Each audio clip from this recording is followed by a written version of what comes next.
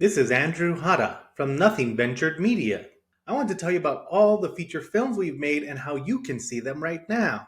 The last one is a zombie drama about how a pandemic and isolation could drive a group of people mad. When the virus hits, John finds himself alone and scared until he meets Michael, his protector. But when Karina, another survivor, enters the mix, everything that John and Michael knew will be turned on its head. The last one is a zombie virus movie that's somehow even more relevant today.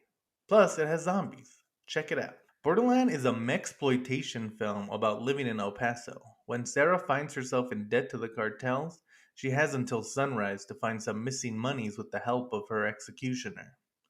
Borderland is a true midnight movie and a lot of fun. The documentary Humble Spirits tells the story of the Hahn family, including champion Jennifer Hahn from El Paso, Texas. The entire Hahn family has grown up in the combat sports and has helped shape who they are both in and out of the ring. Humble Spirits, A Family of Fighters, is the perfect documentary for boxing fans of all ages. Finally, The Empty Space, winner of multiple awards, including the Sacramento Horror Film Festival's Best of the Fest, is a cosmic horror about Amy Andrews, who's dealing with anxiety and depression after a violent attack that killed her husband. As she tries to find herself, she starts to lose her grasp on reality.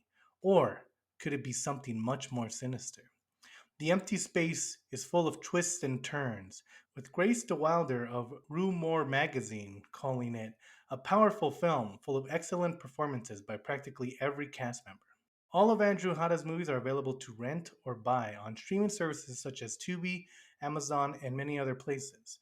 And if that's not enough for you, Hada Films is home to all of our short films. So take a look around and see what you like. Spend your day with Hada Films and Nothing Ventured Media.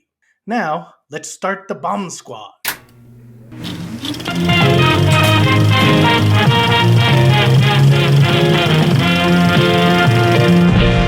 Hello, welcome to 2025, and thank you for joining us on our conversation we started before we started recording.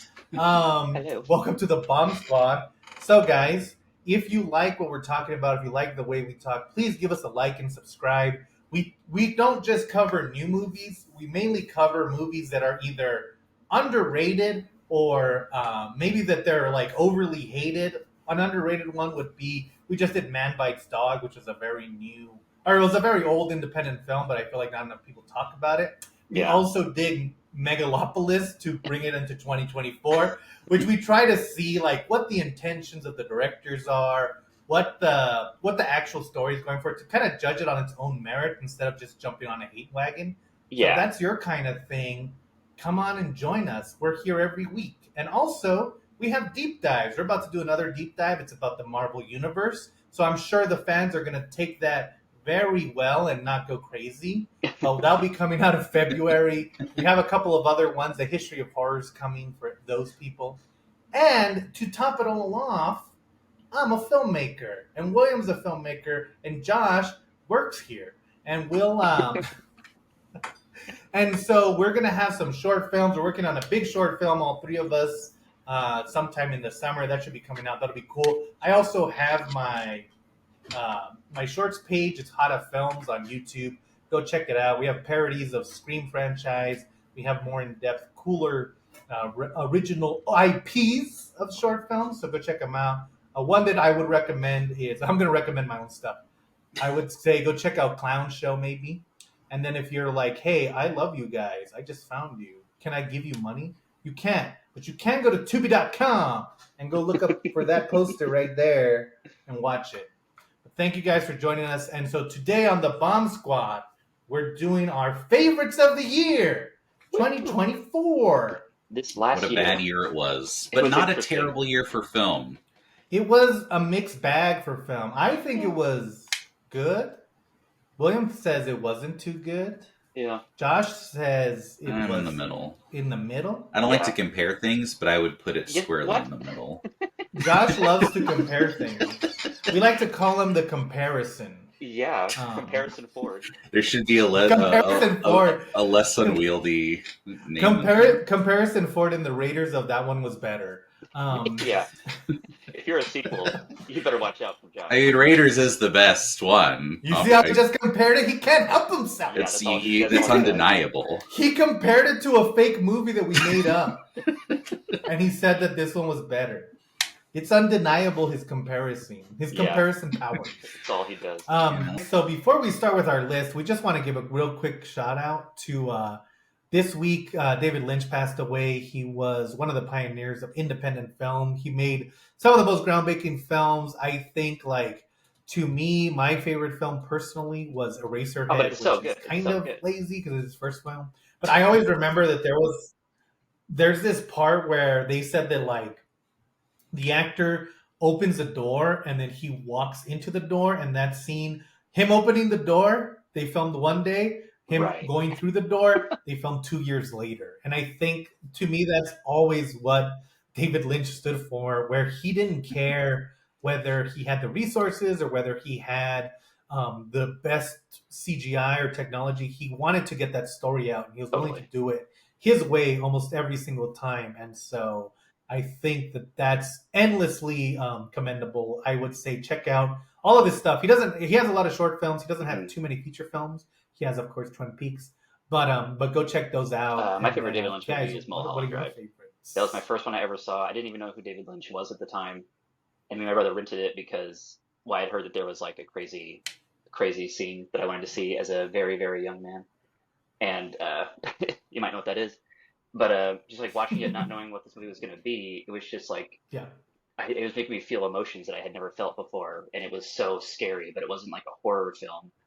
And it was just, I wasn't ready for it, at the time, but I loved it so much. And then like you get older and like you learn more about who David Lynch is, but Mulholland Drive has like remained my number one. I feel like it's just the most like accessible story, but also just has so many Lynch flourishes. And it's like people have been calling him, like, after his death, like all these, like, I've been reading these like old interviews and stuff about him, and someone called him like the most populist, or like the most populist surrealist. And I feel like that's so true. Like he really brought like abstract filmmaking like to the home and became like a household name. And like a lot of weird directors aren't that, but David Lynch, like, it didn't matter. He was so good and everyone loved it so much, and he hit this like really universal nerve, but in his own way. And he was just such a unique filmmaker. Like no one else is like him at all. Yeah. No, I would agree. I got into him with actually I did see Mulholland Drive. It's one of those where it's like a movie so upsetting in different ways that it almost is like, oh, I don't want to watch this again. But the really just, oh man, the scene behind the dumpster. And like, why is that even scary? Too much for my heart. But then I know, but when I first moved to Portland, I was watching, I think it had just hit like Netflix, Twin Peaks. And that's just one of those where you're like, the way he like kind of slowly draws you in, if that makes sense. Like where he's like, oh, this is like a murder, but then it's like he kind of drip feeds, and it's like, God, watching this like as it was premiering in the 90s must have been like such a weird, like, totally, because you're almost like tricking America into caring about art. You know? like there's just, it's just very impressive in that way, like that first season, just kind of like the way it goes. And then what I ended up being like, weirdly, I was like, oh, I don't know why this resonated with me so much, but Lost Highway. Just something about like, just like the way, like his, you almost always expect in a lot of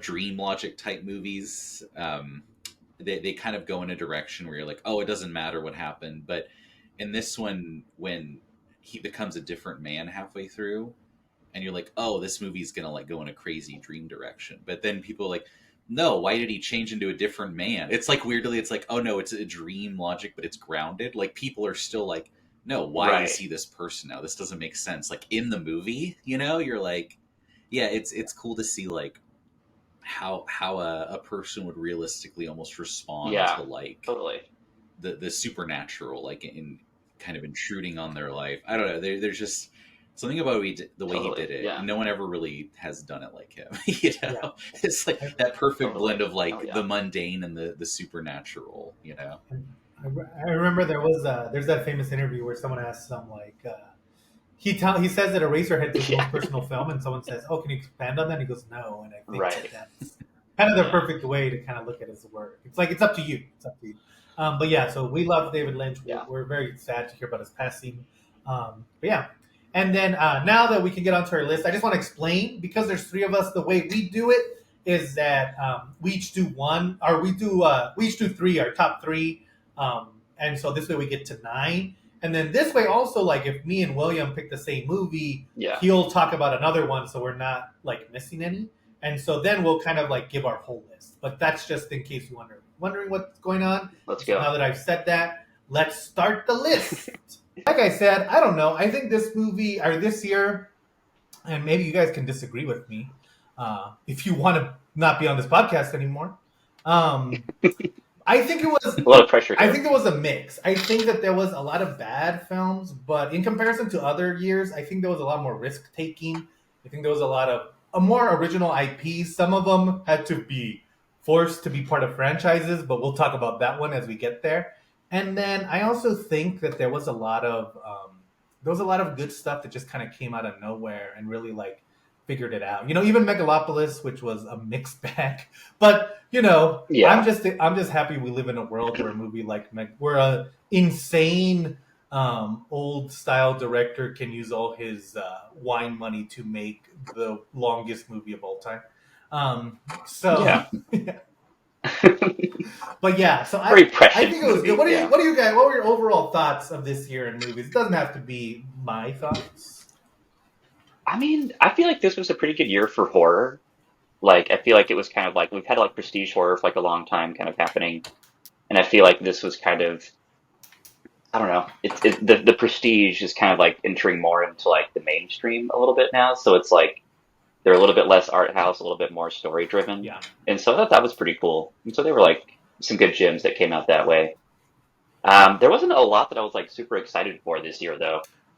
And so I kind of feel like I was surprised by some things that came out, but there wasn't really anything that I was like super looking forward to, except for one movie. Actually, there were two movies that I was three movies that were super looking forward to. yeah. So And I that's out of the whole You year. know what's kind of funny is I kind of base whether the year was good on how many movies that I wasn't looking forward to ended up being good, you know? And but I That's Yeah, will smart. Yeah, like say that that surprised this year you. was one of the ones where it was like a lot of movies that I was looking forward to ended up being a little bit disappointing. And so that's yeah, always kind of hard to grasp. Yeah, I would hard that agree with that. Yeah, that's they still made my definitely list, but I Yeah. was like a little yeah. It's perplexed. because we did this last year. So if you want to see our thoughts on the top movies of 2023, check out this link. I'm pointing to where you'll Yeah. put the link. Yeah, that's where I'm going to put it. Um, but I feel like when I was doing my list last year, like you had like stuff where it's like, oh yeah, like Oppenheimer, Killers of the Flower Moon are just like, oh, obviously amazing movies. Where you're like, oh, they nailed it, Yeah. perfect. Yeah. Next, and this year was more like they almost got there. Yeah, You know, I feel yeah. like there was a lot for the most Yeah. part. Outside of a few standouts, there was less just like, oh, just the classic directors are Yeah. killing it. Mhm. This year was like, hey, I got surprised a few times. This year you're but- like, yeah, I mean, I laughed, but I thought that this movie was 2.5 hours. I thought that was going to be a story. Anyway. Yeah. Yeah, the what? substance shade right off the bat. I huh? wasn't thinking of the substance. I was thinking of a different movie that I won't speak about. But I will say that I love Greg the Bunny, and you get a pass regardless of how garbage movies are now. Back to Oh, I the know what you're talking point. We might cut that one out. We're not trying to be too mean on here. Anyway, so let's start. Okay. Next year Who's gonna go first? we have to figure out a random way to start. Who does anyone want to start first? Andrew should start first because he loves movies. Andrew's so gonna much. start first. All right, I'll start first because let's do it. And so I'm gonna start with the best vampire movie in not just this year, but in many years. I'm gonna take a book out of Josh's lineup and compare and say this was my favorite vampire movie of all time. Not all time, but it was one of my favorites. It is Abigail, starring Melissa Barrera, Abigail. I don't know that was Oh. 2024. Stevens. Yeah. What a swing! And see, here's the thing. It was directed by Radio Silence. They also did the Screams, the two ones before Spyglass decided that they don't support Palestine. And so they kind of left. It stars Melissa Barrera. She played. Did you guys see this movie? I know Josh. Did we all watch it together? Didn't Yeah, we all watched Oh, it that's together. right. Yeah, Maybe that's why I thought it was an old movie. Maybe It was that's like why. on streaming already. I'm sure you've seen it other Maybe times that's why I too. loved it so much because we were together when we watched it. I mean, it was really fun. We had a good time. It is, and I think that's the thing. Like, I kept going back as to where I should put Abigail because it is like when you get down to it. Just in case anyone doesn't know the story, it's about these thieves, or they're kind of hired to take this little girl hostage, and so they do, and then they slowly realize over the course of the night that the little girl's a vampire, and so she starts kind of taking Yeah. them out. It's very like, and then they were None or Reservoir Dogs type films where like someone gets knocked off, and then there's like distrust. They don't really know each other. Yeah. And I kind of Yeah, kept, it's like a criminal thing happening, right? Like they Yeah. broke into this house. Yeah. yeah, and I kept thinking like, where should I put this movie? Because it's like one thing I will say that kind of brings it down is that it's not the best looking film. I kind of wasn't a huge fan of they did the yellow tint on the color correction, and I was like, that just kind of looks okay. Yeah. But- It's not natural. Style, You yeah. can tell that they're tinting it the whole time The in fact some that like like, weird ways. yeah, I think it's, and it also kind of, it makes it look overly digital to me when they do that. Do you agree with that? Totally. Yeah, and it was I feel like also- Fincher's the only one who can like do that well. He does that in Yeah. like a really good way, but he also doesn't overuse it. But But I kind of get it because that's like the Ocean's Heist tint is that, and then it's like, oh, these criminals are like think they're doing an Ocean's Heist, and Yeah. then it goes wrong. Yeah. So it almost And like kind of works here's that the way. thing. Fincher does it the right way, and Soderbergh does it the Soderbergh way, and both of those are correct. But it's very hard to copy either of those. Yeah, totally. And I think, But like, you want to. when I went back, I mean, the fact that when we saw each other in mails, like, let's watch Abigail, it was just that thing where everyone that I would talk to, I would kind of, like, if they were like, oh, have you seen a movie? I would try to bring up Abigail in one way or another. I thought that it was very good. It's a very fun movie. I also Yeah. think that, like, you know, I don't know how I feel about child actors. I think like you have to kind of be very like delicate with handling them, and like a lot of times like they're kids, so it's harder for kids to be good at acting because like you have to explain a lot more to them. But Alicia Yeah. Ware, who plays the Abigail character, she does such a good. I think like she kind of is the star of the show for that movie because she's like so believable as this old vampire. That, Yeah. that it really like if she didn't work and she wasn't as funny and as creative as that character is, I don't think the movie would have worked at all. I think it would have like been Totally. almost kind of like what Josh was saying and almost did it. But because she works, I think it like elevates the whole movie to another level. Yeah. Totally. I think you'd be remiss not to mention Dan Stevens, who I feel him and his crazy Jersey accent Yeah. really Yeah. does a lot of And heavy that lifting was my too. favorite thing is that everyone's making a weird voice and the directors were just like, yeah, go ahead. Go for it, yeah. I will say though, Dan Stevens is definitely like I would consider him like if he's like in a movie that's like a box office draw for me at this time. Yeah. Like yeah. he's like such a good modern Yeah. actor. Like ever since he came out of the bag, I was like, dude, he's the one. Dan Stevens made my list 3 times, so we'll get to Really? we'll There be we talking go. about Dan Yeah. Stevens quite a bit. Yeah, he's cool. But yeah, I think overall the movie's very fun. If you haven't checked it out, I think it's on Peacock. Go check it out. It's a lot of fun. And you know what I really liked about it, and I noticed this on horror movies lately, especially Blumhouse movies. I feel like once I say this, it's gonna kind of like it's gonna ring true to you guys. I feel like a lot of modern day, especially mainstream horror movies, are scared to kill their characters.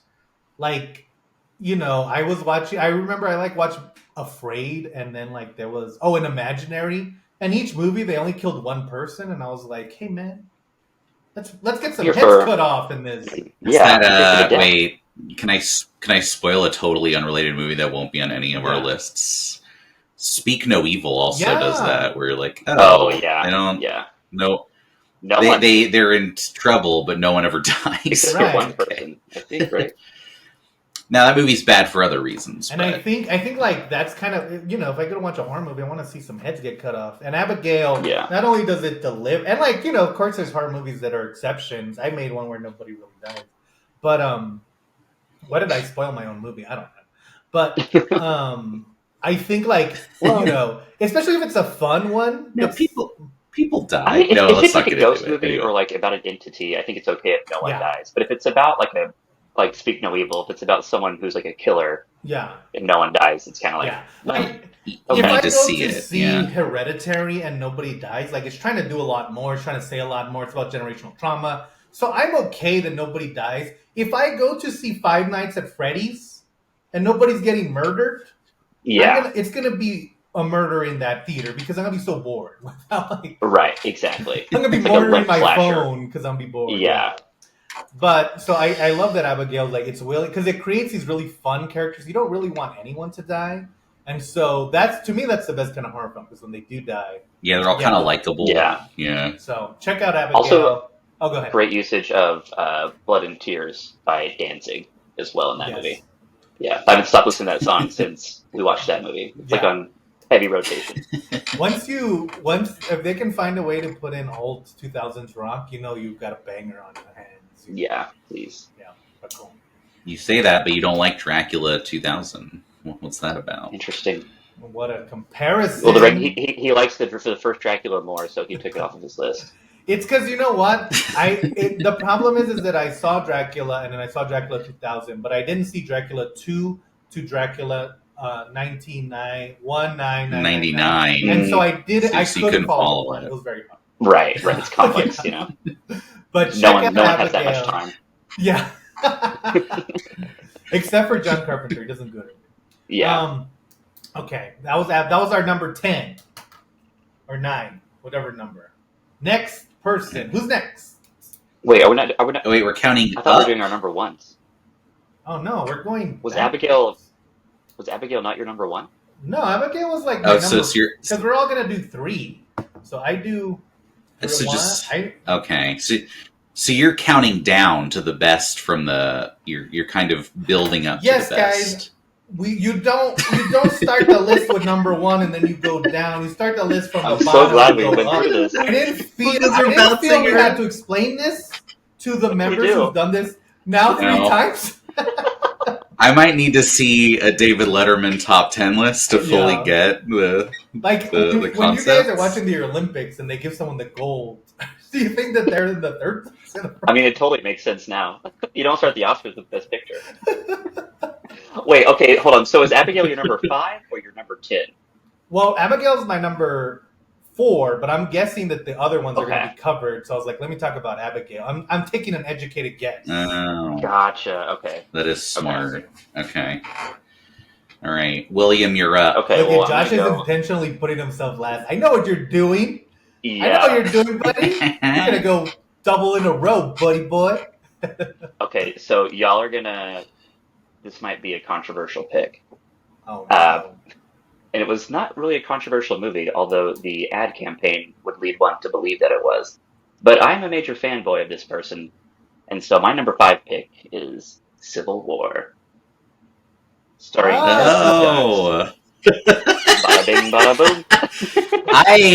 I like Civil Civil War, War. and we'll get into why and why Andrew hates it. Yeah, well, you know, It's not- this is the public doing top list because you two are the biggest haters, maybe in the galaxy. Okay, first of all, you're a hater.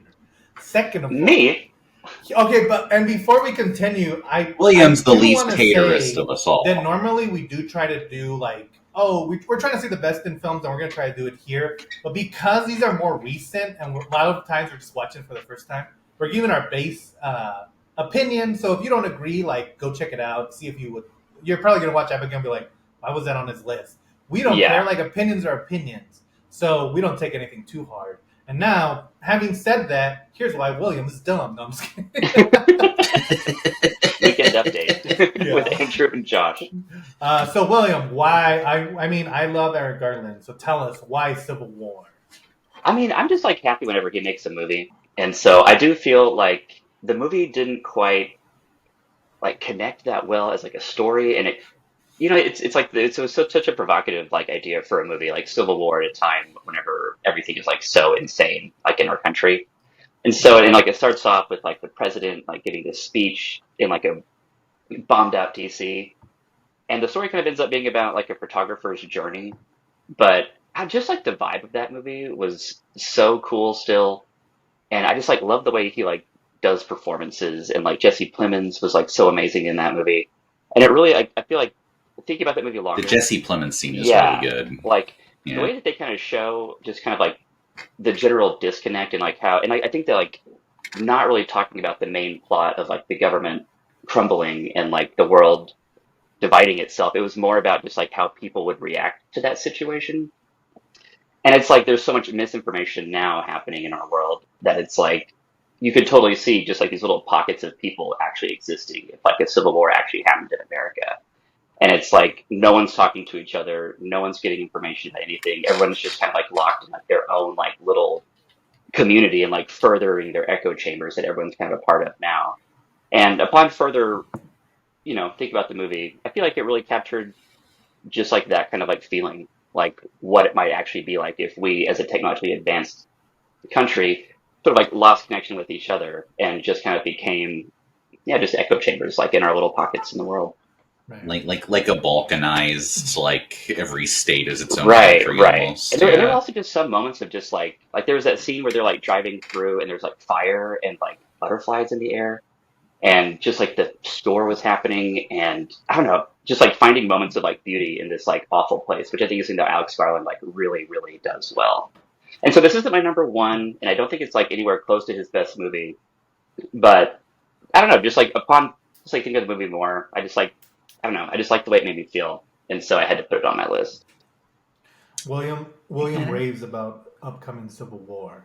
That's going to be the headline. Yeah. It's the headline. William, biggest Trump supporter. William loves Civil War. No, I Yes. agree. I think it. You know what I do think almost is distracting to. I think a lot of people turn off by it is the politics not really being Yeah, there. Like yeah. it almost would be less distracting if they used a fake country name than said like this is America, because the politics are so like divorced from reality. It's like, oh, why is this like less politically coherent than like Red Dawn? Totally. You know what I mean? Like where kind it's of just like apolitical for such a political idea.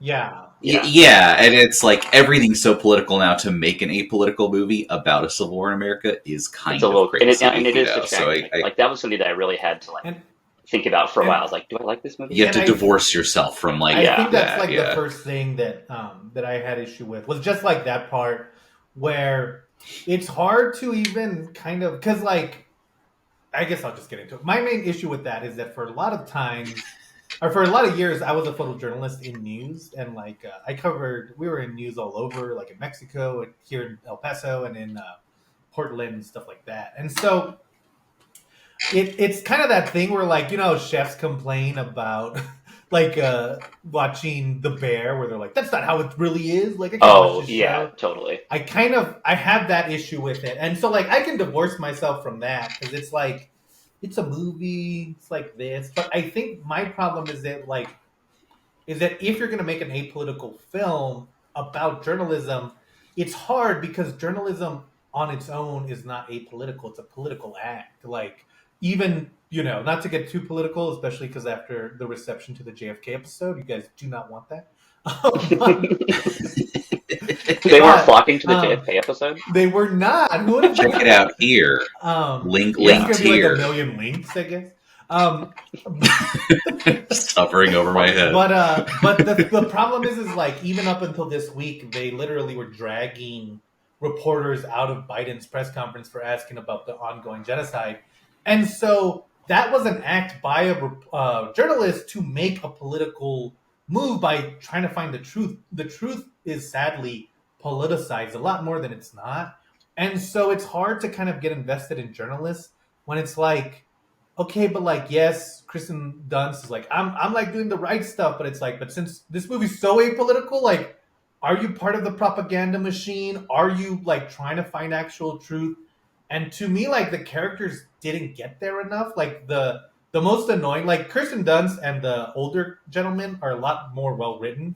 But Yeah. like the fake Pedro Pascal and then the alien Romulus girl, they're kind of written more as like they don't have a real reason to do it other than kind of like they're glory hounds and the film again doesn't judge them on it but it's like but shouldn't you like Yeah, it's like a weird. There's a scene in the movie, and I always thought this was kind of funny because like the whole movie's them. They're trying to get to DC to interview the president. I believe is the kind of the crux of it. As the Civil War is happening, and they get to this one part where it's like an isolated community, but like shops are open and everyone's pretending everything's normal, but there's like snipers on the roofs, and they're like, oh, don't you care about the Civil War? They're like, we try not to think about it. And it's like, well, yeah, why wouldn't you live this way if it's like, there's no reason to think about it that if you don't have to. And the movie never answers why they should. You know what I mean? It leads me to believe that, like, and I understand what Alex Garland was going for, because it is that thing where he's wanting to be provocative and then kind of like use that provocation to like show like, oh, but this is what journalists are doing. This is where they're putting their hearts and souls. And like, as a journalist, you do have to make that like, am I going to stay here to kind of bring truth to power, or am I staying here just for ratings? And sometimes you have to be like, well, I'm not going to stay here just for ratings. And so I understand what he was trying to do, but I think like he pulled back a little bit too much on this one. And so if there was just like, if we even just had the hint of what, like a little bit more of the motivations on those two characters, I think I would have liked it a little bit more. Fair enough. And I will say that the last like 30 minutes, it's just like true body cam footage of them killing Secret Service agents. Well, it does kind of rock. I mean, having just did a huge spiel on like what I didn't like about it. I will say there's amazing, like the Jesse Plemons scene is so good. It's like the tension is there. Where I've even just watched that scene a couple of times. Yeah. And that's why I'm a little bit disappointed, because like him going like, because there's a scene with Jesse Plemons and they run into him and he's a soldier, and then the reporters are like, oh, we're American, and he's like, what kind of American are you? And like just that little sequence, it just kind of like amplifies what's going on in this country, where it's like you right now you can't even be just an American. You have to be like the MAGA or the Democrat or whatever. You have to be that cheerleader. And it was like, oh, this is the extreme that this can take us to. And so like those kind of sequences, like they really shine in that movie, Yeah. What was the part, like you were talking about the beauty, but like in overall, like the sequences, what was your favorite?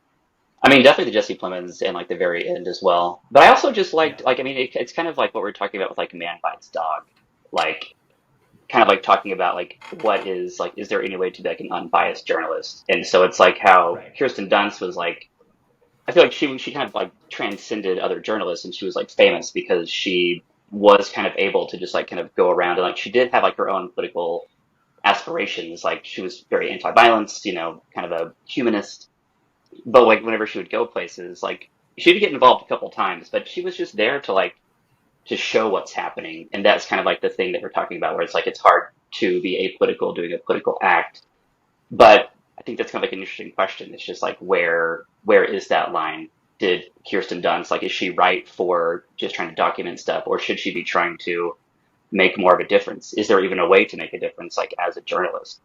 And I think that might be kind of like why the movie feels a little impotent, because it's kind of showing like journalism can do stuff, but at the end of the day, if you're fighting against an entirely divided country, how much power do you really have? And so kind of like having like a powerless journalist is kind of, I don't know, I thought that was kind of an interesting move. Like it's weird at first and kind of uncomfortable, but like, I don't know, the more I thought about it, the more I was like, that's kind of it's a bold choice for such like a non-bold seeming movie.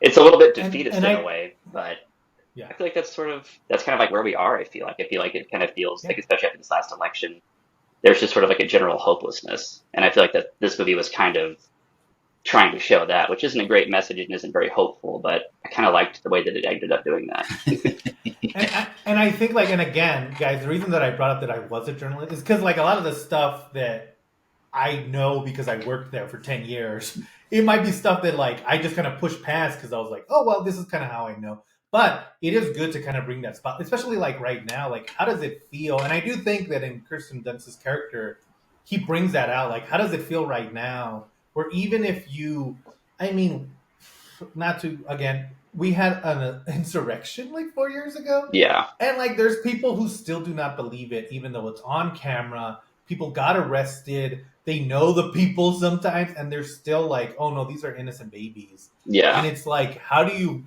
work in a world where even the facts do not matter? And it's an interesting question to bring up. And I think he does kind of ride that hopelessness that journalists must feel right now. Yeah. It's hard to. I thought it was good. It's a good. I would say check it out. See what you think. Yeah. See how wrong I am. And then you're like, "Are you sure you're a journalist, buddy? Because this is bullshit." But that one's a cool one. I think it's on Max. Yeah. Okay. Now the cheaters' turn to go. Wants to be last. Am Yeah. I a cheater? Maybe. Am I a cheater or a challenger? Oh my god. My pick, Yeah. All right. Well, Luca Guadagnino. I'm doing an We're Andrew just- style we're just pronunciation. gonna- Got it? let's have Guadagnino. go back on our year end. How do you say his last name? I'm looking Challengers. it up right now. Only Andrew should say Luciano. it. Luciano. That's not even the right letters. That's Okay. way off. Challengers was good. Challengers. Here, this is a movie about basically the three tennis players, two best friends, Josh O'Connor and Mike Feist, are both pursuing Zendaya, and what follows is a years spanning kind of love triangle that bounces back and forth, Like on a court? If that sounds kind of boring, Sweet. I would agree with you. Because I don't care about tennis or like rich people love triangles, and this movie is still Yeah. very gripping. Yeah. Do You know? William? Did you see this movie? Yes. Yeah. Okay, cool. I know because I didn't want to. But I don't think it's. Do you guys thought they were in love? The two I guys? didn't think anyone was in love with. No, I thought that. I didn't think Zendaya was in love with either of them. I thought that was kind of the crux of it. Well, she's in love with. Well, I think it's almost like Yes. And to me, yeah, that's yeah, what makes it it's interesting. they are Yeah. in love with her. Is that yeah, it's kind of about these power dynamics between these three people who have been raised to kind of become machines Yeah. in tennis, but still like they're for one reason or another they're like built upon this thing. And I think one of the most interesting things about it, if you're not if you're on the fence about watching it, is that a major component of it is how they present themselves to the public. And I think to me that was a very interesting aspect of how they're always kind of watching how they behave and how they act Yeah. because of like, oh, how's this going to come off in my public image? And I think that's yeah. right. Because she's like, and it is funny because they're kind of up and comers at first, and she's kind of a very young. Yeah. tennis She's already doing star, like and ads then for like Adidas and she stuff. gets. Yeah, she's already getting like sponsorship deals, and then she gets injured badly enough to just derail her Great scene, by career. the way. But then she kind of Been there, she kind done of that. puts all of that into the one guy, Mike Feist, and she's like, "Okay, you're going to be the best, then, and I'm going to be your coach / Yeah. wife." And he clearly does not care as much about tennis as Yeah. the other two, and it's kind of one of those. She's like frustrated that she just can't get him to rise to it. I don't know. It is interesting because it's a lot of like sneaking around to avoid the public Yeah. and Yeah. each other in a way. Like it's very one of my favorite yeah. scenes in that movie is there's one at the beginning where her husband is kind of telling her that that he wants to retire, and she kind of like implies that there's no reason for them to be together if he retires at this point in his career. Right. And it's such like, it's that thing where you've been in that situation before where someone is smiling at you and then they're secretly like saying something else. Right. And I think like, especially Luca, he's able to capture these conversations where like, he's filming the tennis back and forth, but the way he kind of plays with the characters going back and forth in almost the same way makes it feel like, because like Josh was saying, they're just in hotel rooms, they're just in cafeterias, like talking, but the movie feels very fast paced. Yeah. It feels very like on the edge of your seat. And I think that's like, to me, that's again, that's one of the movies that I think kind of knocks it out of the park. And that, when someone said Zendaya was in tennis drama, I was like, okay. Right. I mean, yeah, if you like want to who make a talking cares? movie, Yeah, it's interesting. we should say this Yeah. movie's erotically Oh charged yeah, as hell. completely. Like From like scene one. every scene of this movie is like Yeah. insane sexual tension between like all Yeah. of them, you know. Yeah. So that really like heightens the like kind of weird emotional like resonance. I don't know. It's soundtrack Yeah, amazing. yeah. If you want to make like a you know? talking movie good, like just fucking get Trent Reznor to make it Yeah. badass. Dun, dun, dun, Yeah. dun. That's like And the ending it's scene very- too. I mean, like I thought Downstairs was like pretty good the whole time. I was kind of like, yeah, this is all right. But then the ending scene like really hit it home. And like after that, Oh, yeah. I was watching it and I was like pretty into it. But then that scene happened, and now it's just like, oh my god, this is like a top 10. Yeah, you of the lock year. in. Absolutely. It's so funny because if you describe like, oh, the camera follows the tennis ball, you're like, that It's sounds cool. stupid. You're like, no, it Trust me. really Yeah. works. Like everything about this movie sounds like it shouldn't work, and then you watch it, you're like, this is like, Yeah. you know, just the Yeah. perfect And package. and the three characters were like all No, so overall. different enough to like Zendaya had, she's injured. She like can't do the thing that she loves. Her husband, who doesn't want to, can do the thing that she loves. He loves her. She doesn't love him. Then the third guy can't really do anything, but Zendaya loves him, and he has the power of this guy's wife loving him over this other guy. Like it was Right. just like so intense. Right. He like, Yeah. and he wants to be good at tennis, but he's just And he can not only be as one good. guy And like consistently. Yeah. His best friend. And I think that's interesting. Spoilers for Challengers. One of my favorite parts is that the other guy, he's like a super rich kid, but he pretends to be very poor. Yeah. He, like, sleeps just in for his the car and image stuff. of him, like, oh, I'm sleeping in my car. I'm so Right, cool. like a bad boy. Like the first, his first scene is him arguing with a hotel person because his credit card doesn't work, and being like, I can pay tomorrow, please, please, please, please. And then you find out that he has millions of dollars. Yeah, He's yeah. just kind of an Yeah, he's asshole. like a trust fund And so kid. it's like, I think that Yeah. that like to play with that idea, especially now. I mean, you look at like Lizzie Dunn, like Conor McGregor. There's just so many people who are like, there are celebrities like Lizzie Dunn, and like there was that Ryan Garcia for a while, where they were more famous for just being like celebrities than they were for whatever their sport was. Yeah. And so it's like, oh, okay. Like, oh, Caitlin Clark was a great one. Like, her and Angel Reese got so popular that now people are watching the NWA where they weren't before. And it's like, and it becomes this thing where like they ask her like questions about her personal life. And so to me, that was the most interesting aspect, is how celebrity culture gets to the point now where you have to be that person, or you have to create like a story for yourself. Right. And how these three how far they're willing to take it, because like they show like that billboard of Tashi and her husband. Yeah. And it's like, why is she on it? Why she doesn't Right. play tennis? Like, why is she still part of the And campaign? she does that thing, that like really cool moment where she's like editing the poster for like notes, and at first it says like risk taker or something, or change maker, and she like draws an S for the notes, and it's like change makers, underline the S, and then you see the final product like in the background at one point. You see that they put the S on there, and it's like she's just like holding on to whatever she can. Yeah.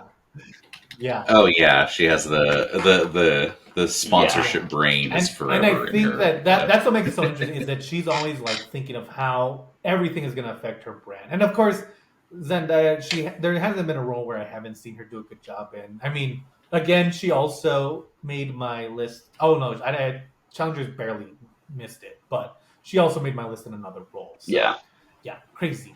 But good job, Josh.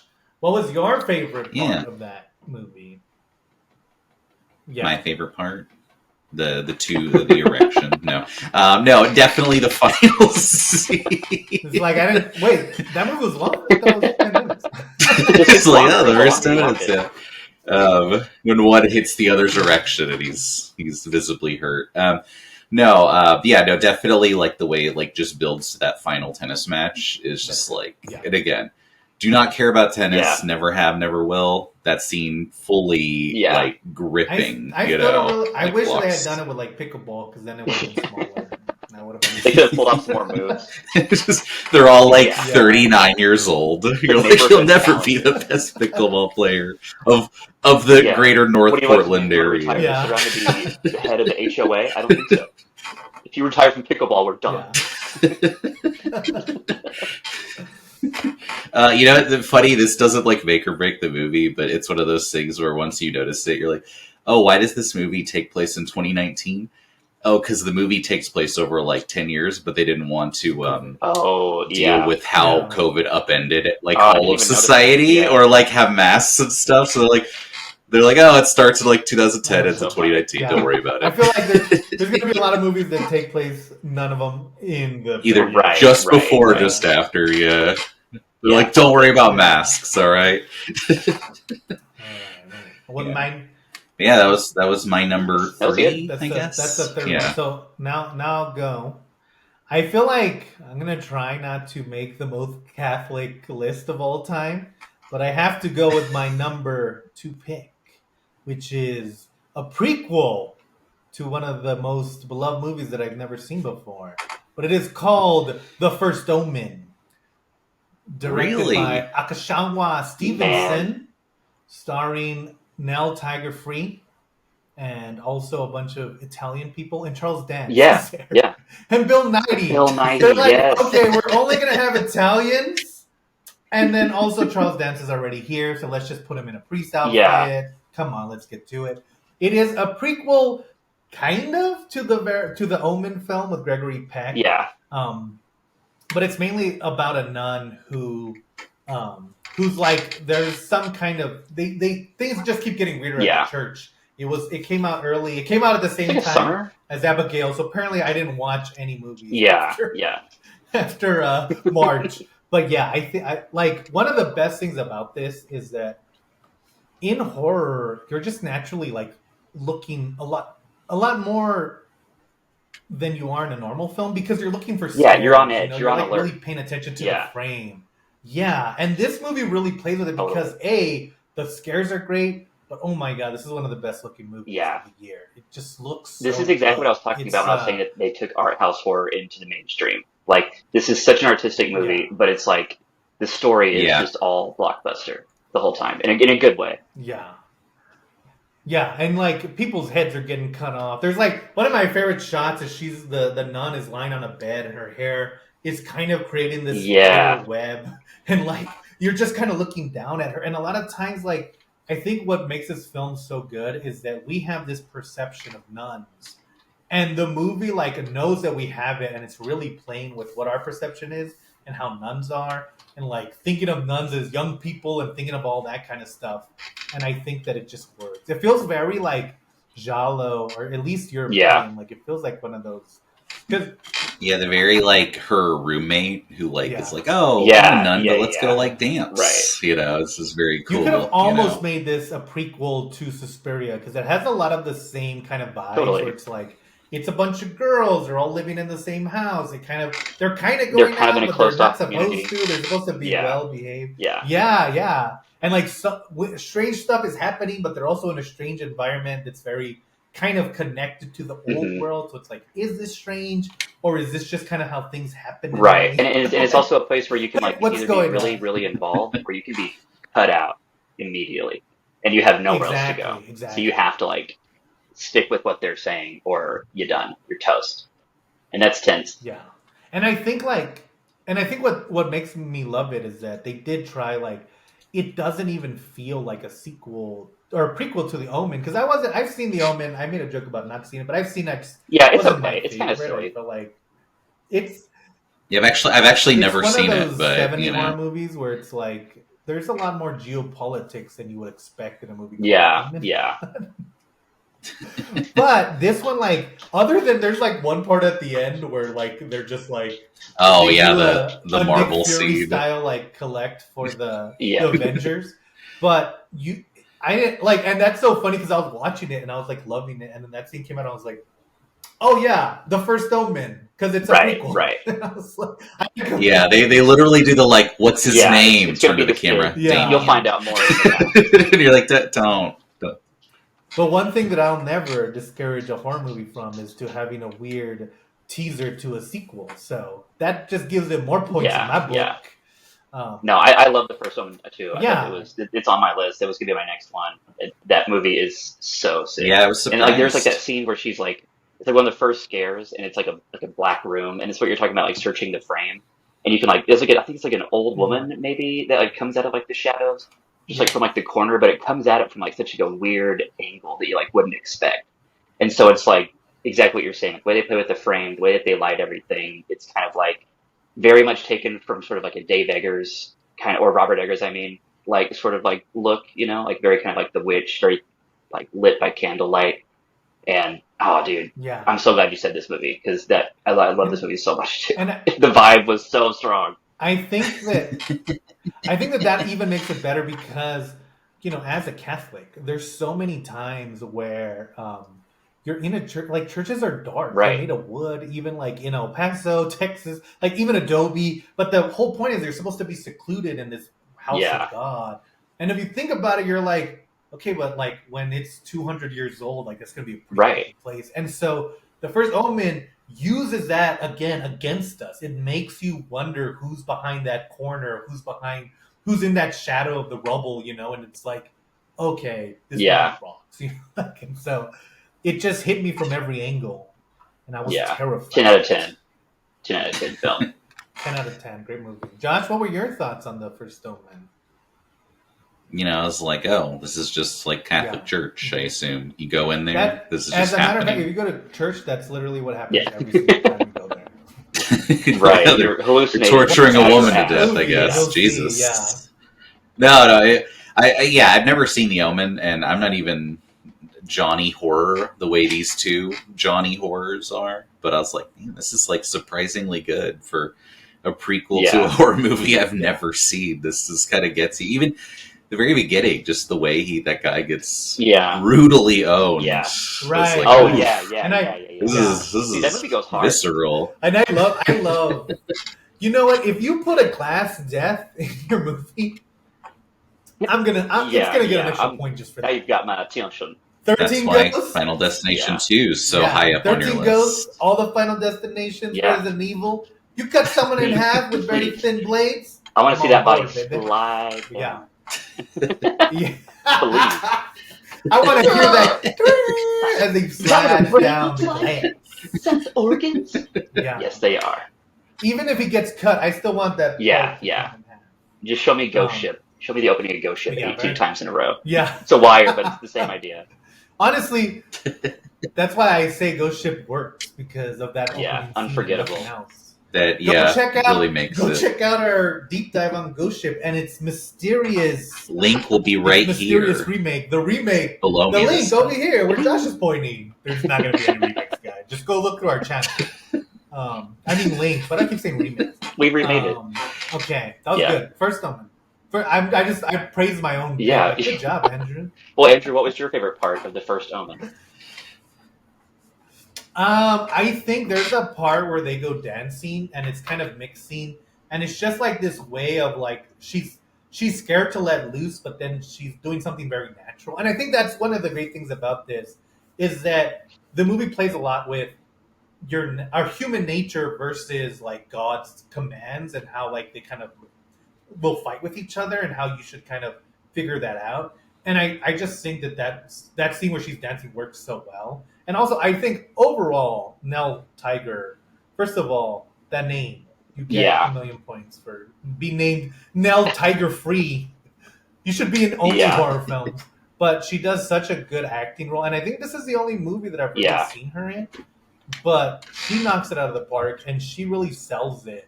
And so, yeah, she does a great job. And I think her performance elevates that thing again. Apparently, performances are... Of course. No, she's great. I love her as an actress. That show, But yeah. Servant. She's like so good in that show. Yeah. Oh, yeah. Yeah. Cool. Good job. Okay. William? Really? Keep in mind, this pick better be Well, very I mean- Italian based I know, on the we can't do- trend. Y'all might be Non-American. surprised by what I picked as this next one. And I know it's probably on some of y'all's list, and it is Italian, and it is Catholic.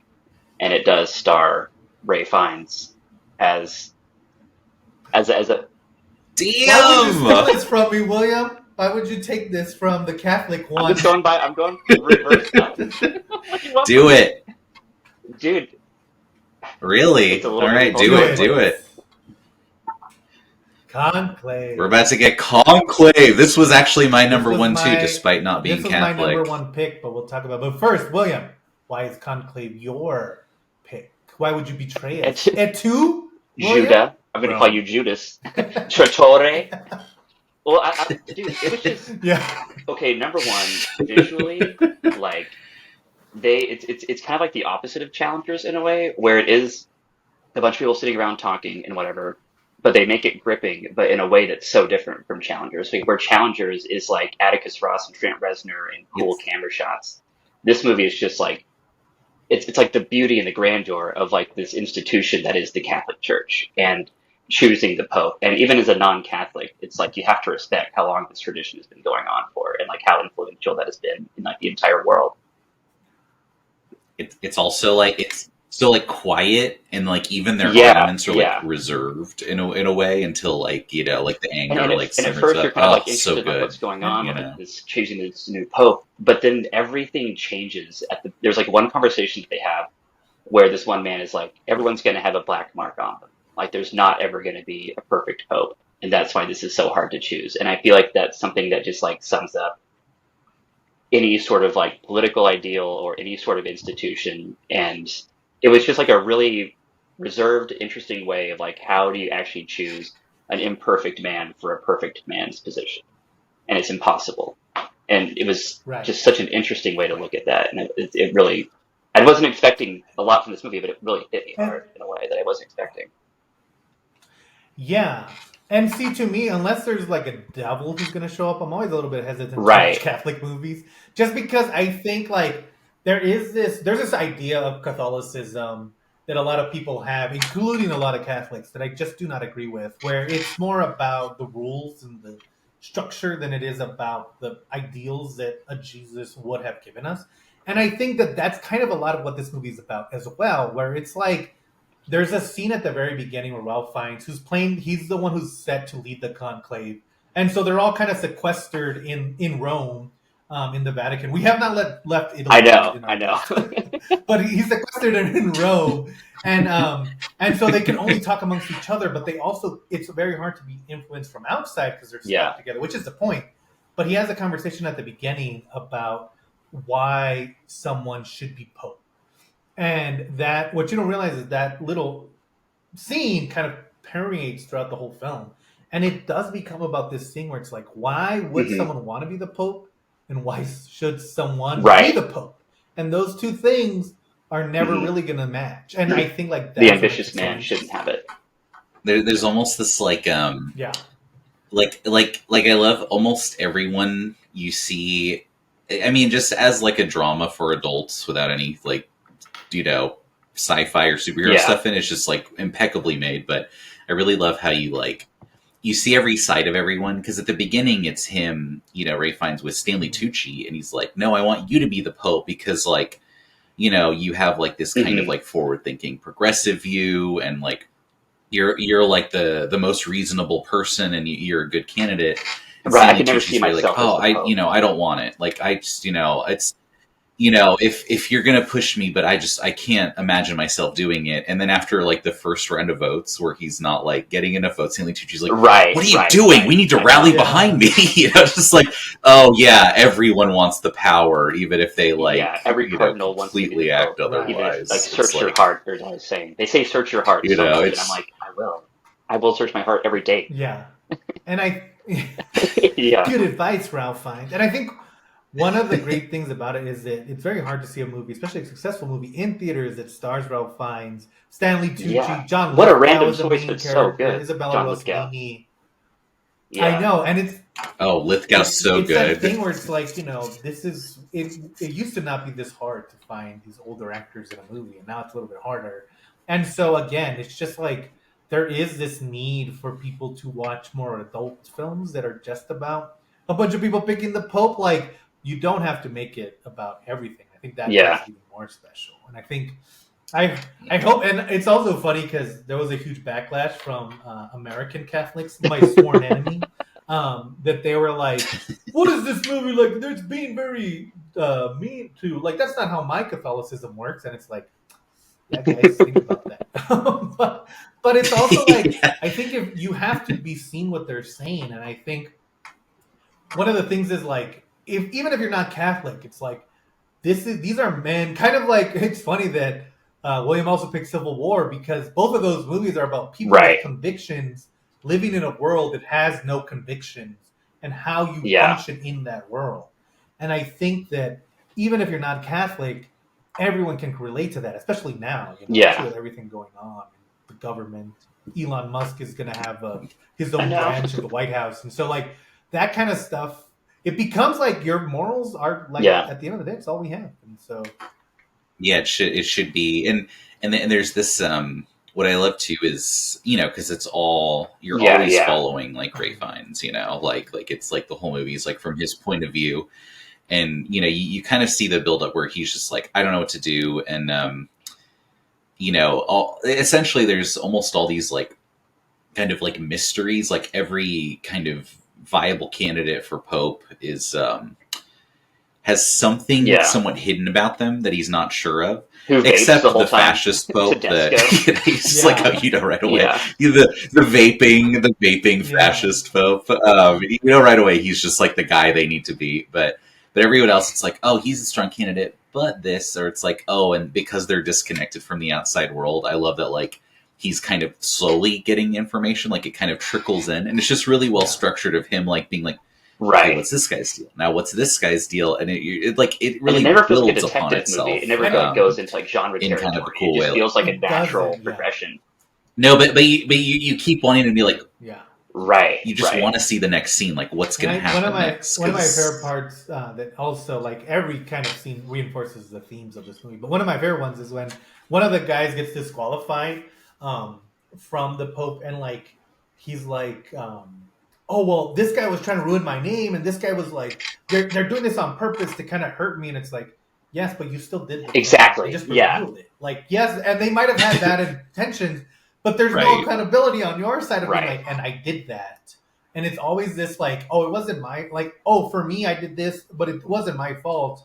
But they did it, and they should. And it's like, Exactly. you see the Yeah. disconnect. Yeah. They should have been looking through my phone. It's the petty, You know? yeah. It's like, well, Yeah. And there's a scene, I mean, like where at a certain point they're like, no, because like we have to do, we have to rally around you, Yeah. Ray Fiennes. He's like, I really don't want to do this. yeah. Like yeah. he truly does not want it. Because at one point this one person is like, oh no, I keep voting for you because I think you're the Yeah, most dude. qualified. He gets He's like, pissed. He gets so I don't mad. want you to vote for me. Don't you understand? But then he finally like during one round Dude. votes for himself in that the was so instant good. like punishment Yeah. that happens. I was just like, this, painted oh my ceiling, god, this Yeah. movie's and it just perfect. looks like heaven Like itself. just literally Yeah. like That the was- judgment like, of God yeah. striking him for Dude. like That going was against his amazing. principles. Very Oh my god, what a well-made movie, best movie of the year Yeah. easily. I can't believe it's your number 2, William. What is Was Hundreds of Beavers really that good, William? I didn't realize I was stealing the number 1 spot. Yeah, no, good. I'm sorry. It'll be a to say that, postscript. But it was just such a good movie. That's no. I mean, I want to talk about it, and I didn't want all my picks. To be Yeah, I Catholic took the load related, off. so I I'll buried say- your cross for you. I was your Jesus Christ going Catholic to or crucify myself. vampire Yeah. related? Yeah. Yeah, but okay, Conclave, go check it out. It's actually And you coming can back take in the whole theaters. family I might 'cause it's go see it PG. today, to be honest. It's just random as hell. Exactly.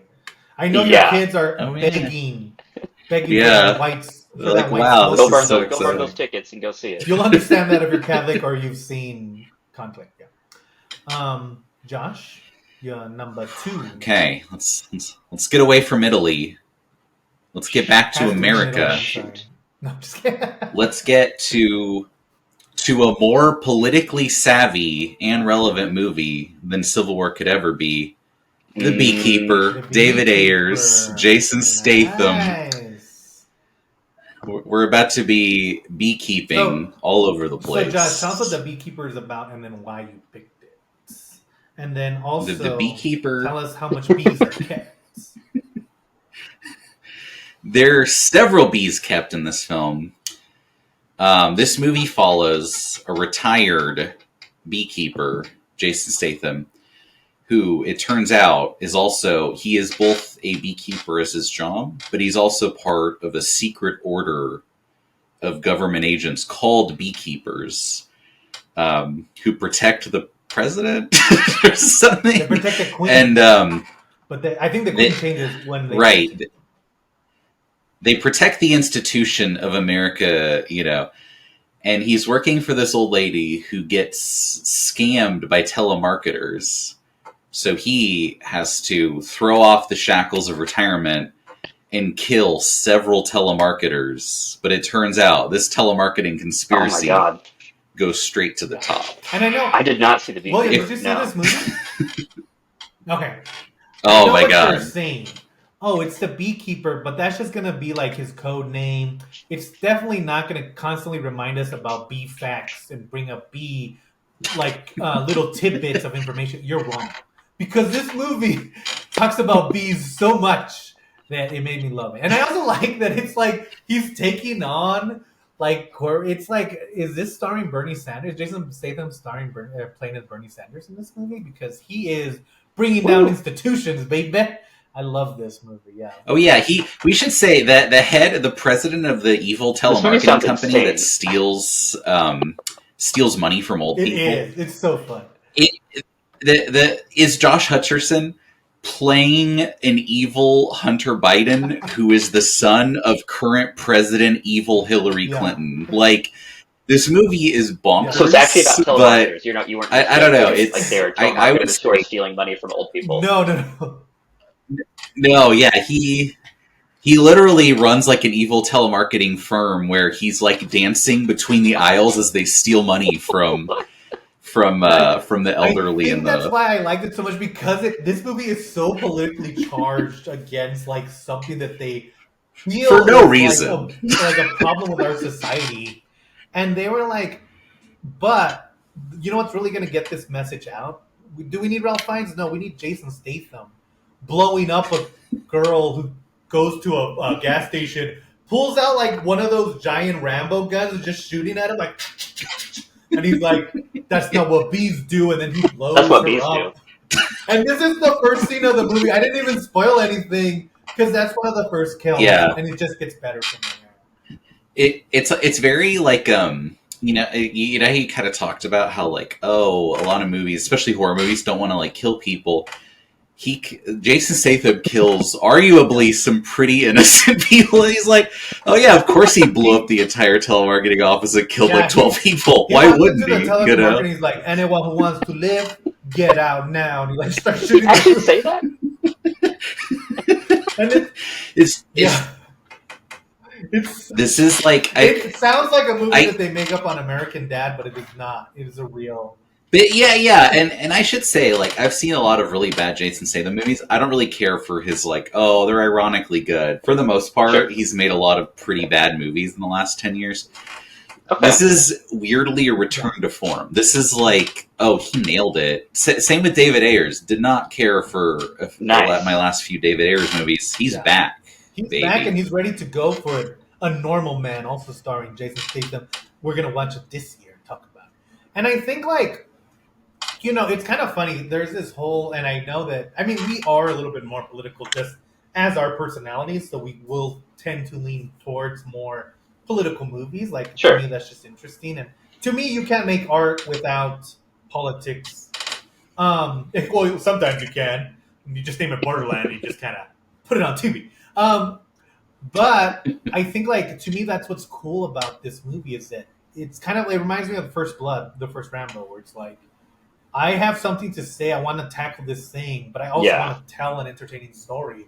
Because to me, that makes it reach more people. It makes it, there's probably a bunch of people who are going to see The Beekeeper who probably understand that it's a scam, but like don't really know about it. And so they're like, oh yeah, that is kind of fucked up that we do that to old people into our generation, And so I think like that adds that level of funness to it. And of course, Jason Statham, you forget that he's not just like the silent guy. He's very funny. He's a very good actor. So he does a great job. Man. Yeah, when you use him in like kind of funny action stuff, like you're like, Yeah. oh yeah, Yeah, this guy he's can pull it an off. international treasure. Good job. The state.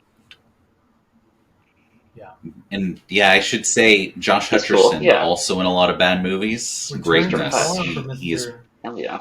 perfect as a sleazebag Yeah. jerk. Yeah, that's a good choice. I loved you in detention, Josh Hutcherson, who I assume is watching this. Yeah, he's always our advocating biggest for us. fan, Josh Yeah. Wilkerson. We Yeah. love you, PETA.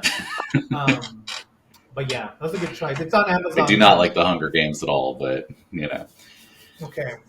But yeah, check out The Beekeeper. David Ayers, make The Beekeeper Reconnected. 2. So Remarketed. Now Do more. now it's time. It's time for my number one, since it was rudely stolen from me, and it's one that Josh loves. My number one Is it? is we have to give it to the people of Arrakis as we journey to Dune Part 2. So here's the reason that I had assumed it was another one, but we'll get to it. So one of the reasons when I saw Dune Part 1 is a sequel to Dune. It takes place in space. It's a continuation of the War of Arrakis. But one of the things, when I saw Dune 1, I really liked it, but it's half a movie. And so I was like, Yeah. it's really going to depend on how this movie ends, because we don't know how it ends. And so now we do, like, whether they are going to make another Dune, but this feels like a completed story in a lot of ways.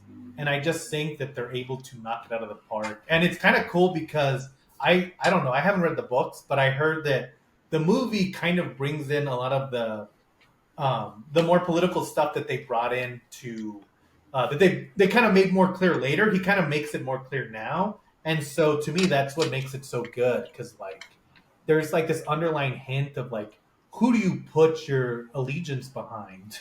I swear we're not trying to make this political. It's a political But, like, time, who do you know. you- Everything's like- kind of political now. Like, Yeah. everything's a little bit through that lens. And I think that that's kind of why we're here too, is to show you like even a movie called The Beekeeper can be political. Even Dune's super political. But it's that thing where like, who do you put your allegiance behind? And I think like my favorite part isn't even the explosions and stuff. It's the Rebecca Ferguson plays Timothy Chalamet's mom. He's the main character, and she works for a kind of shady organization, and so she's going around like kind of sowing doubt and bringing up propaganda, and just the way she does it is so well done. And I think like even everything about it, from the look of it, the music, the way they kind of attach themselves to the Muslim religion, so it has a lot of that aesthetic. It just works in every single way. And this is also Zendaya making her second appearance on her list. Mm-hmm. Yeah. Yeah, Zendaya blowing up. Oh, this one has like... Good job, Zendaya, our other biggest listener. This I know. Tell Tom, congrats. Yeah. This one also just started. Like Florence Pugh, Austin Butler. It has someone else who's a secret cameo, but she's one of the biggest stars right now. It has Rebecca Ferguson plays the mom. Dave Bautista. Josh Brolin sneaks in. Josh Brolin sneaks in to be the most susceptible character of all time. Well, no, what I actually do like, and what it kind of connects to, which I think the most powerful part of the first movie is the idea that like Rebecca Ferguson's whole group, the Bene Gesserit, right? They're like manufacturing like a prophet. Like they're like, no, we're deliberately, like, we basically created this prophecy and now we're going to create the prophet. And you see at the very end of the first movie, Timothée Chalamet, he starts getting the visions of what his life is going to look like as he becomes this person. And he's like, oh my God, I'm like a monster, And in this movie, you see him actually starting to become that person. And it's kind of like, it's like him and Rebecca Ferguson and, Zendaya, everyone realizing like, this is going to be bad. Like, this is like, none of us are actually going to be like happy with this outcome because of like how horrible, like the whole process of like becoming this like great leader, the Lee Sun Al Galib like is. I don't know. It's very interesting in that way. Like, you almost see like, oh, they all get what they want, and then it sucks. Yeah. It's like it's gonna be like, and bad it's like for everyone, it's just like Oscar Isaac says in Dune 1, like the man who should be king is the man who doesn't want to be king. A theme in another movie that we all liked a lot, Conclave. Yeah.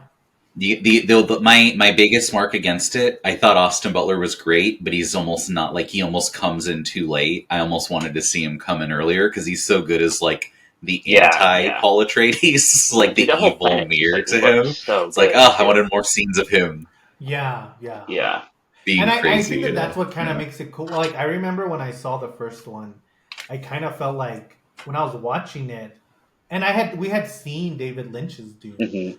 Rest in peace to David Lynch. Yeah. But I like when I was watching the first one, I was like, oh man, this is kind of what people who saw Star Wars first felt like. Like the world it introduces is so well put together that it does feel like you're actually looking at a different planet. And Dune 2 continues that. And it kind of does it in a way that makes it like you're just constantly like wanting to know more, you know. And then they made a show and then I wanted to know less. But Have you guys watched the show? no, I tried a Yeah. couple of times. I've never seen But it. No. I think that that's what makes it so good is that it feels so lived in. It feels so like in a way that like you look at the Disney Star Wars movies, and even though like the sets are great, the stuff like that, the lighting kind of makes it look like a TV show. Totally. This one looks like they went to Arrakis. This is what it's like to be there. and Yeah. shot there. Like people have been here for thousands Yeah. of years, and like in the Star Wars movie, it kind of feels like they Right. just showed up for the movie. Yeah, totally. Yeah. Like, you know, in this one, there's never going to be a scene where Harrison Ford is on an ice planet, but his hood Yeah. is down. Like, they are aware of the, you know, the elements of the planet they're on and they act Right. accordingly. And so, like, again, it just, like, it feels like a world that someone lives in as opposed to, like, a movie that we're watching. I think that's what makes it Totally. And it's like, it's kind of like also like, again, like Conclave, like we were talking about, like how it's like an adult film that's like, you know, about like real themes. And like this movie is all, it's like it's a sci-fi fantasy action movie, but it's like there's no like big budget snark, like that Marvel kind of snark, or like pop culture Yeah. references, or like Yeah. there's nothing that's designed to sell toys in this movie. Yeah, like, so this Yeah, happened. it's No, like- it it's like a feels real authentic. Yeah. space opera taking itself seriously, but not too seriously. It doesn't like ever become like up its own ass. Yeah, It's like it's still really fun. good. It's like Right. I think that he's such a good director, man. Like Villeneuve, like he's definitely one of like our major Mhm. talents of like this generation for sure. Yeah. Yeah, he does good. I'm very curious to see how he finishes. I know he's starting to work on the next Dune. I think Dune Messiah. So I'd be interested to Yeah. see how he does that. I guess it'll be called Dune Part 3. Yeah. But yeah. Yeah. Dune. Good one. Oh, that was mine. So William. So I misspoke. So Dune was not my number one. It was Your just number on my one. list. I didn't mean to say it was my next one coming up. But my number one. That's not the I know. same at No, all. I'm so sorry. But I had done some like reading on my list, and I just saw my number one yesterday. Oh. And I Okay. feel like you guys might know what my number one is because I had mentioned Oh, it I know as what a movie I it is. needed to go see. When I said what it was going to be, you guys both made your faces, so I know this is probably not going to go over well. But number one, Nosferatu. Absolutely. Oh. Dude. Oh, no, I love Oh my God, Nosferatu. it's very good. Nosferatu, directed in 2024 by Yes. Robert Eggers. William, tell us what this movie's about and why you picked it as your So, number one. classic vampire story. Girl awakens an evil lord, and then he comes to take her back, and her husband has to go to his house to sell him a new house, and then he invites him over to Germany. Nosferatu comes to Germany Yeah. and just wreaks havoc on everyone who lives there. And Right. The classic vampire Exactly, real estate yeah. story, you should it's say. all predatory. It's all predatory about real business, estate. even if you're yeah. on the seller's end or the buyer's end. But dude, this movie, I feel like this was kind of like the culmination of all of Eggers' powers that he's been kind of cultivating throughout the years. And something I really liked about it was that, like, I love the movie Sleepy Hollow and Sweeney Todd from Tim Burton, but there's always been like kind of something that didn't make those extremely 10 out of 10s for me. And something about Nosferatu kind of felt like what I'd always kind of wanted from a Tim Burton movie. Like it was kind of like Tim Burton, like without the humor, which that kind of sounds soulless. Mm-hmm. Yeah, just like played this straight. total I get dark it. No, fantasy yeah. film. And I will say that the end, like, is a little bit less intense than the beginning. The beginning was like perfect for me. Like the first half, perfect film. Second half, I would give it still like an 8 out of 10. But together, combined force, like it was so scary and the visuals were so amazing. And like there were just some shots where I was just like, I couldn't believe what I was seeing. Like there's a scene where Nicholas Hoult is like in a forest and there's like a crossroads and there's like snow coming from just like one area and there's like Oh my a god. black shadow coming Yeah. towards him. Like just this feeling of dread in that movie was so good, and they nailed vampires. And I don't even love vampire movies that much, It's, and this one was just so scary. They made vampires the scariest I've ever seen them in my whole life. See, and to me, that's what makes it so good. I think, like, honestly, with me, it was, I literally did like a pros and cons, speaking of comparison, between Abigail you love and comparison, Nosferatu. comparing things. And I so think it that's became you. that thing where, like, I feel like Nosferatu, there's a lot of people who don't like it just because it's so dark and so kind of, like, not just in, like, literally dark, but it's like the Yeah. theme is dark. Where Abigail's a lot more fun, and so I picked that one. But one of the things I liked about this movie is that it did two things that were very impressive. Where A, it made vampires Yeah. very scary, and B, it made vampires in like 1800s Germany very scary. Because like that's kind of the issue you have when you make a horror film set in the past. It's like, okay, who cares? Right. Like I don't care.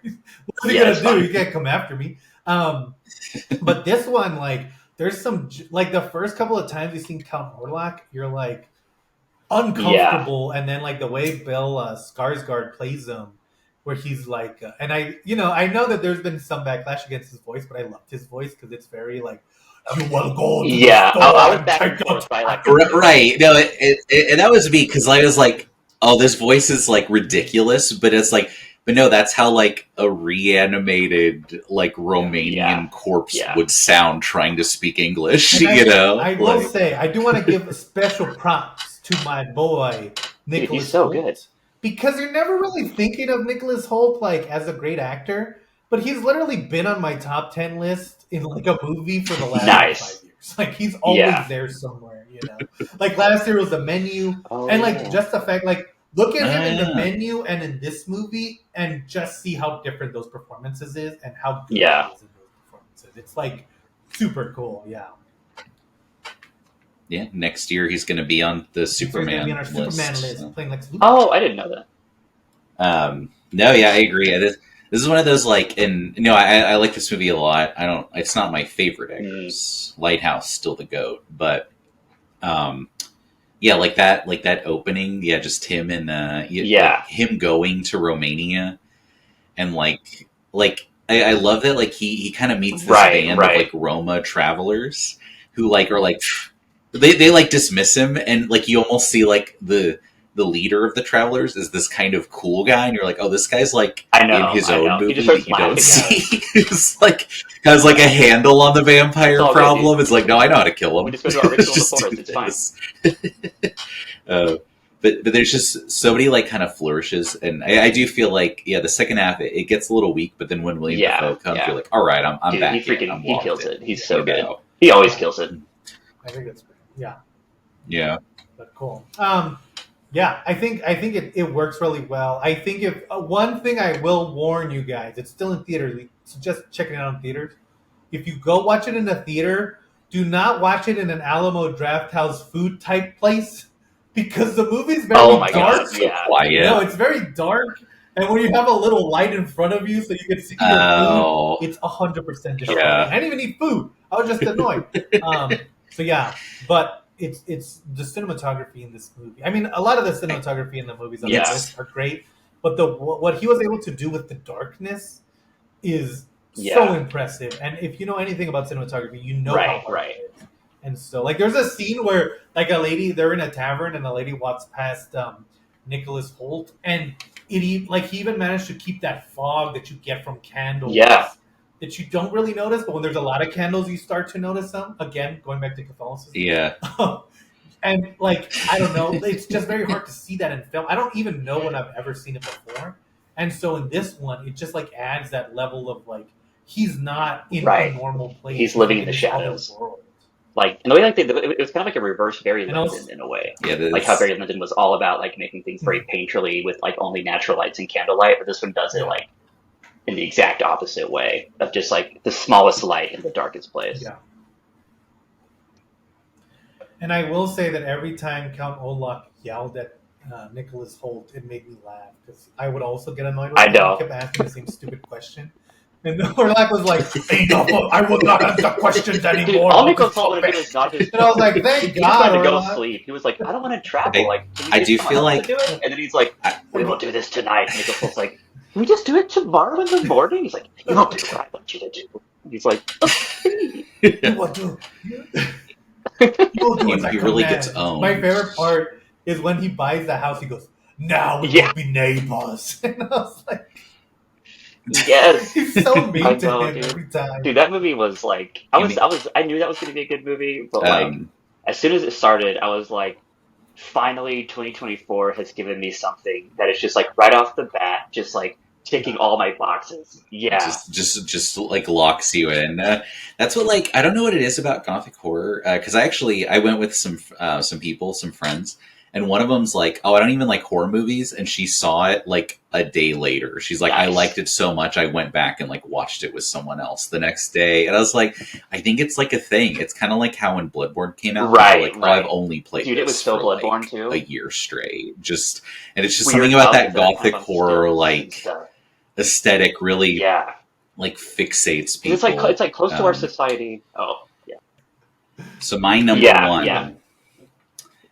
which again, it's funny. Well, my number one was Conclave, but surprisingly, I also just saw this movie a day ago, and it made my top list. A Real Pain. Okay. Jesse Good. Eisenberg Oh, directed, I didn't get to see it. and it just hit Hulu. I did not see it. Yeah. In theater. No one saw it in theaters. This movie did not do well, which is Yeah. why it's perfect for the Bomb Squad. Josh It's- is going to go into his annual thing of you're going to have to talk about this by yourself because no one else. I know, like Past Lives last year, also one of the best movies of the year.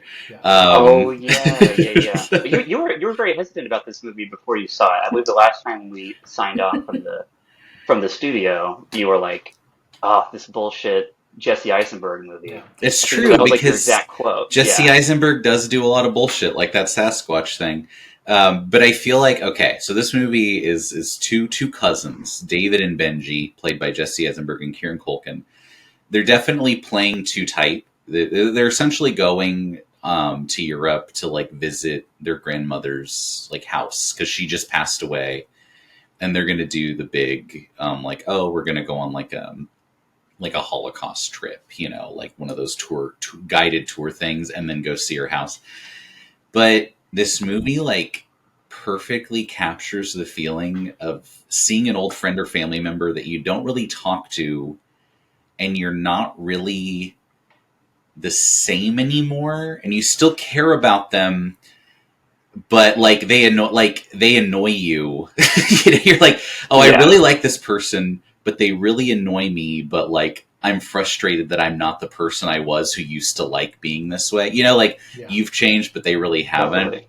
And it's one of those things where it's like, because Jesse Eisenberg's kind of like, oh, I have like a family and a wife and stuff, and like a kid, and like I have to do like, you know, I have all these responsibilities, and Kieran Culkin's still just like slumming his way Rebel, through life, wild and like kind He's of the other player in Challengers. being annoying, yeah, and like, but everyone kind of like is like, oh, like really enjoys Kieran Culkin, whereas Jesse Eisenberg just kind of fades into the background, you know, where it's like he doesn't make an impression on anyone, you know, and he's just like, oh, I'm the responsible one who does everything right. Like, why doesn't like life happen to me? You know, why does it only happen to him? Yeah. And it's such a weirdly evocative, like, oh, like Jesse Eisenberg's like self-aware that he is this kind of annoying guy who, like, you know, is just kind of boring. And it's, Yeah. I don't know, I'm it's uptight. it's almost like expertly made in that way, because it's like if you've ever lost touch with someone, but like you still care a lot about them, but you might not necessarily like connect to them, and it's like frustrating. I don't know. It really like hits that, Because like, you haven't like sense. form a new friendship with them. You have to like form a whole new relationship with Yeah, them. like You already as have you're a like in middle age, relationship your with. life changes, your responsibilities change. You know. Totally. And I think that's, you know, that just happens in life where you're, you know, once you stop partying, like there's still people who do party, and it's like, Mhm. one time I remember a friend was like, hey, we're going to go out for my birthday. We're going to bar hop. And I was like, oh, I'll go to one bar. I'm not going to pop. Yeah, I'll go to yeah. one. And then he was like, okay, cool. That's fine. And then I was like, what time are you guys going out? And he was like, oh, I think we're going to start at like 11. and I was like, oh, I'm asleep by like 10 o'clock. Yeah, So, what the hell are you talking about? And so I think I'll have a glass that's of sherry at 11. yeah. Yeah, Have a yeah, nice sip of sherry before bed. But I Yeah, think like that's like a very relatable thing of like, oh yeah, yeah. No, it's you totally. don't have, you've changed. You like not even better or worse or like to spite that person. It's just you've naturally changed. Like you said. Oh, Right. and to continue, Jesse Eisenberg also directed this film. yeah. He wrote and Right. directed, I believe. Yeah. Yeah. And so I think like that's just a universal relatable. Yeah, it's interesting. There's this scene where they do the class at, like, I guess there's like guided tours of like the concentration camps. Oh, okay. And they're going through, and he's just kind of and it's like it's like a nice sunny day, and it's just very like, yeah, here's where the beds were, here's where the showers were, and it's like a little unsettling, but Jesse Eisenberg just kind of passively observing it. Yeah. And then on like the bus ride back, Kieran Culkin's like sobbing, because he's like so affected by it. And Jesse Eisenberg clearly like wishes he felt that strongly about it, but he doesn't, and it's just like, oh, Totally. I've totally been there where I was like, I really want something to emotionally hit me harder, but Impact like, you. as an adult with like responsibilities, you just don't. You kind of close that part of yourself off in a lot of ways, Yeah. You're right. And I- Yeah. Unintentionally. Yeah. I think Yeah. that, especially like when you're, at a big event, even whether it's good or bad, like you're at a wedding and you're like, it's not that I don't care about this. It's just that like you've seen other people crying and like really getting into it, and you're just like, I just kind of know this person. Like I was invited like for fun. Yeah, you're like, I just Right, why right. why am I not I don't why am I have not it. crying though? Like, why can't Yeah. I be this person? I don't know.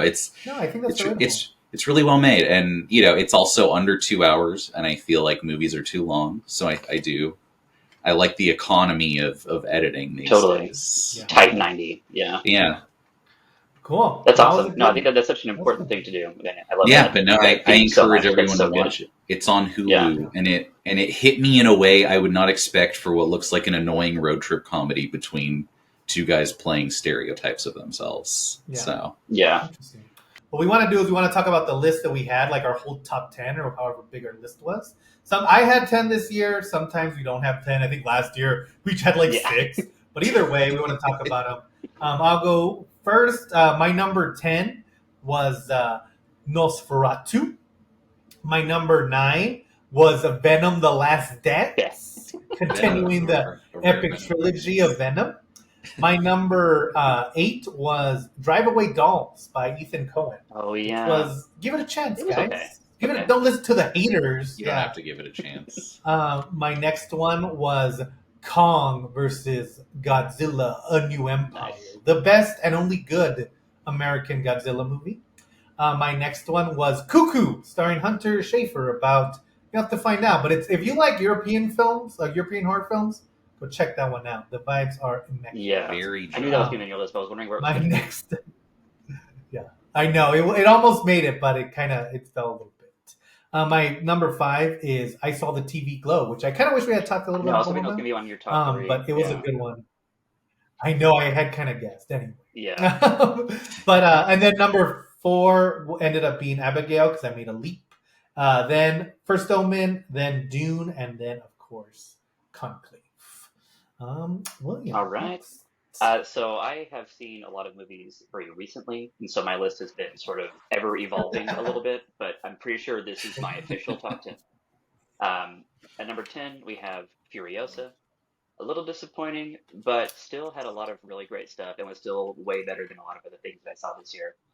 On that same note, Long Legs kind of had a weird ending, but when it was scary, that movie was so scary. So I feel like that The vibes, The were vibes were immaculate immaculate. at times. Song of the Year too from Nicolas Cage. Oh yeah, singing, the T-Rex. the long Yeah, leg song. Yeah. The next one was a movie I had never even heard of until we watched it on Netflix. It was called His Three Daughters, and it was Oh, I it saw was like that. yeah, it was so Good. good. It was like these 3 daughters are coming to like take care of their sick dad, and one of them still I don't want to go on the whole thing, but it's just about these 3. It's kind of exactly what you were talking about with the Jesse Eisenberg movie, or we will get to that later. Anyways, 3 Yeah. siblings reconnecting over a dead parent, and so good. Natasha Lyonne, Yeah, the goat, yeah. Great film. the goat Great of all film. time. Next up, Challengers is my number 6, I guess, or 7. Number 6 is I Saw the TV Glow. My number 5, The First Omen. My number 4, Dune 2. Number 3, Civil War. Number 2, Conclave. Number 1, Nosferatu. Yeah. Nice. Okay. Oddly, I Saw the TV Glow number 6 for me too. So it was like hovering around the middle of all of our lists. It's funny. Okay, so my number 10, Hundreds of Beavers. Surprisingly good movie. That movie. Check it out. It's Yeah. ridiculous, but take an edible first. Perfect. Number 9, A Different Man, Sebastian Stan, Adam Pearson. Okay. Very Oh, good. cool. That's on Max if anyone wants to see that one. Yeah, it is.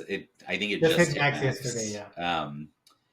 Number 8 is The Wild Robots. I didn't see that. That looked cool. I didn't want to love it, but that movie made me like tear up, and I am like, I do not care about most DreamWorks style movies, and I was like, damn, this one gets to me. It was very good. It was very good. My number 7 was Nosferatu. Then my number 6 was I Saw the TV Glow.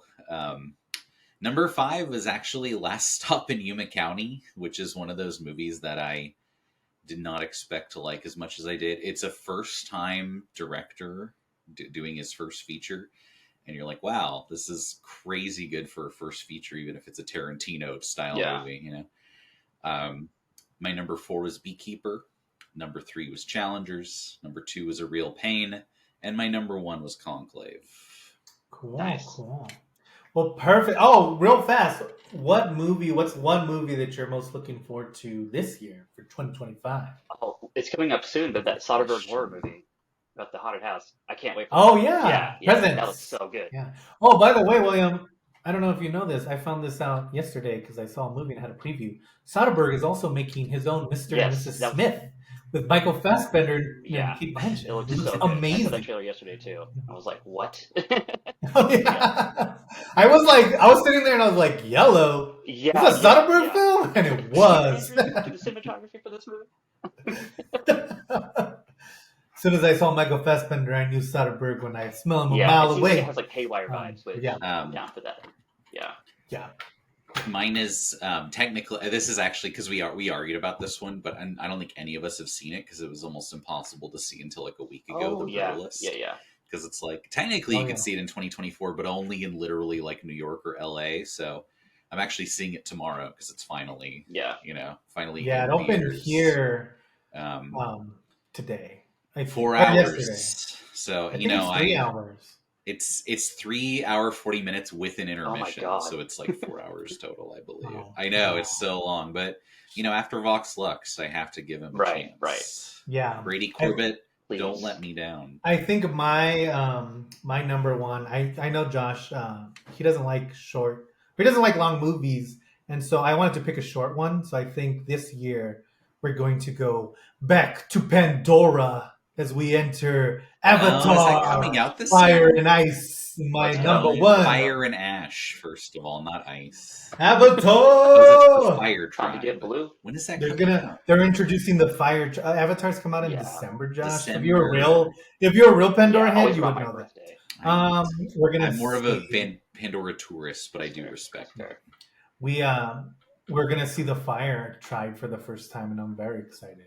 And I wonder how James Cameron will take us back to Wales in the ocean Yeah, for no please. reason, because that's where he always will take us. He loves the ocean. How deep can you He can't go? stop taking us to the ocean.